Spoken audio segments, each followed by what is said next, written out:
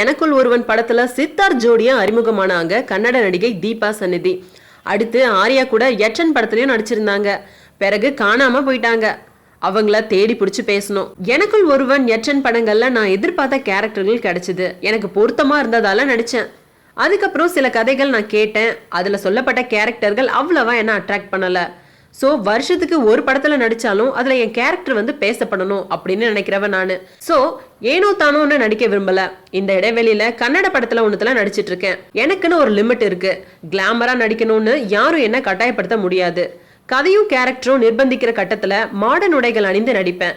நடிப்பு திறமைக்கு அதிக முக்கியத்துவம் உள்ள வேடம்னாலும் சம்பளம் பத்தி கவலைப்பட மாட்டேன். ஹீரோயின்கள் எத்தனை பேர் இருந்தாலும் சரி, ஒவ்வொருவருக்கும் தனியா திறமை இருக்கும். யாரும் யாரையும் போட்டியாவும் நினைக்க முடியாது அல்லது எதிரியாவும் நினைக்க கூடாது.